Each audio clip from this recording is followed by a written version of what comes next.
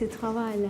Tu vois, Katia, en fait, je voulais te montrer la photo que j'ai prise quand j'étais au Portugal. Ça, c'est la gare de Porto. J'ai commencé à travailler la photo en miroir. Il y a la même photo qui est en haut et la même photo qui est en bas. C'est le miroir de la vie. Comment tu trouvais cette idée? Pourquoi? Parce que c'est le mouvement, parce que les gens sont toujours en mouvement. Il y a des gens qui viennent et il y a des gens qui partent. Il y a des gens qui attendent ceux qui arrivent. Et du coup, il y a tout le temps un mouvement. Et je me suis dit, c'est comme un miroir, en fait. C'est tu te regardes, tu pars, tu reviens, tu te regardes. Et c'est ça.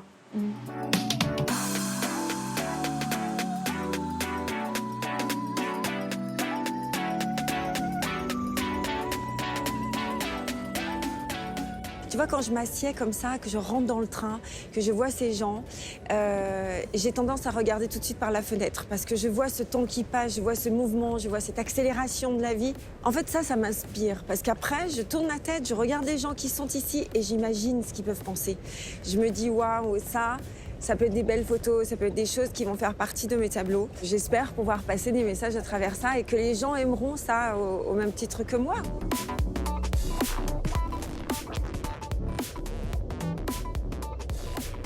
Ah, et c'est la fenêtre. Ça, c'est la fenêtre, exactement, tu vois. Et c'est la fenêtre avec ce mouvement, comme ça. Et c'était où? Ça, c'était en Inde. En Inde. Oui, et c'est pour ça qu'en Inde, c'est assez dangereux parce que figure-toi que dans les trains, ils laissent les portes ouvertes. Ah oui. Et les fenêtres comme ça sont ouvertes aussi. Les vents et... Il y a tout le mouvement. Ouais, voilà. Et d'où ces couleurs aussi qui sont ici parce que l'Inde, c'est tout en couleurs, comme tu le sais. Le rouge, le rose, le bleu, le jaune. C'est très fort en couleurs, c'est très très beau.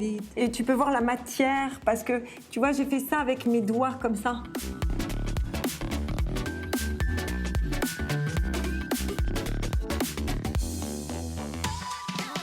Ça, c'est une palme que j'ai photographiée au Sri Lanka pendant mes voyages. Ça, c'est la base de ma table pour quelqu'un qui l'a commandée, parce que tu vois, je travaille aussi sur commande. Eh bien, c'est la table que nous avons faite ensemble et que nous avons résinée. C'est une résine qui est spéciale, puisqu'on va la mettre en extérieur. On va pouvoir poser ses assiettes dessus. Et en plus, elle ne risque rien pour la pluie, la neige, si neige ou autre. Quand tu travailles là-dessus, pour que ce soit parfait, tu dois ne pas avoir de poussière. Et si jamais il y en a, je dois l'enlever une par une à la pince à épiler.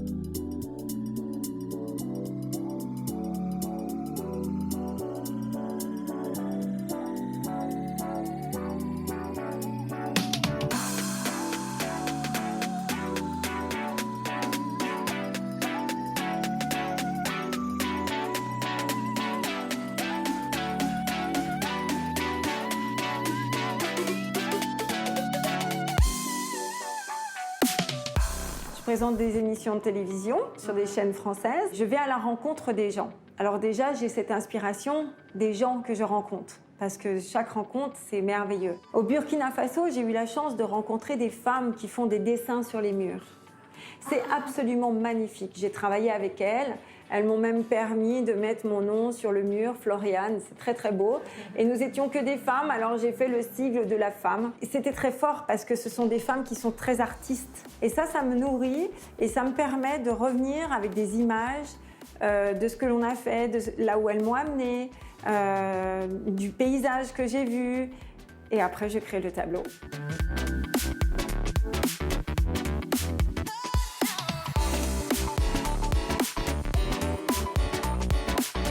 Dans mon univers, je ne fais jamais la même chose. Ah oui, c'est bien. Tu vois, j'ai fait la Tour Eiffel, j'ai pris les gares, il y a Pinger et il y a surtout l'univers aussi de tous ces animaux. Le koi, alors j'aurais pu le prendre au Japon, mais là pour le coup j'étais en Thaïlande. Quand je suis allée voir mes amis, on est allés dans un temple et il y avait des koi absolument magnifiques. Donc j'ai pris la photo dans ce temple des koi. J'ai voulu qu'il évolue avec la nature parce que malheureusement, encore une fois, avec ces problèmes de pollution qu'on a aujourd'hui, eh bien tout ça, ça représente cette pollution, mais ce poisson, il se défend avec ses armes et alors il change de couleur. Et là, tu vois, avec la résine, on retrouve l'eau, Ah oui. comme si la mer ou l'eau était dessus et lui, il soit... Oui, exactement. Je suis partie 2 ans auparavant en Patagonie. Quand je suis allée là-bas, j'ai perdu mon grand-père et j'ai été très, très touchée. Je suis partie marcher et je me suis retrouvée en haut d'une falaise. Et en bas, il y avait je pleurais beaucoup. Il y avait des petites choses qui bougeaient, des taches comme ça. Et en fait, c'était des pingouins. J'ai étudié les pingouins. Je me suis posé des questions. J'ai voulu savoir comment ils vivaient. Et en fait, la maman pingouin, quand elle met bas son petit, elle part pendant 3 mois chercher de la nourriture. J'ai voulu la créer avec des seins pour dire que c'était les femmes qui étaient les plus fortes. C'était les femmes qui portaient les enfants. Et en fait, elle a cette fierté avec cette tête qui porte comme ça. Tu vois, elle se confond avec la banquise parce qu'elle est en train de fondre à cause du réchauffement climatique. C'est important d'en parler, c'est important qu'il reste, c'est important de comprendre. C'est pour ça que j'en fais plusieurs. Il n'y en a pas beaucoup, hein. Il y a 5 grandes et 5 petites.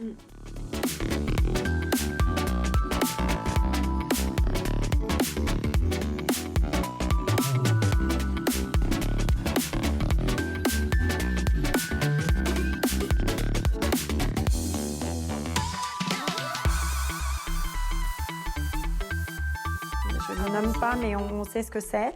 Et je vais commencer donc par le violet, par le bas, et je vais remonter petit à petit jusqu'à arriver en haut de la tête. Oui. Et ce ne seront que des écritures, des dessins. Et tu vois, j'ai pris des citations, comme celle de Voltaire, par exemple, qui dit « J'ai décidé d'être heureux parce que c'est bon pour la santé ». Parfois, j'écris des tonnes de love, amour, nouveau changement, le super pouvoir, la bienveillance, l'énergie, la réalisation, l'élévation, la direction. Ce pingouin, il est messager, en fait. Je veux qu'il soit le messager du bonheur quand tu le regardes et tu dis « Ah, tiens, je vais lire une petite phrase pour me donner la patate, le power ».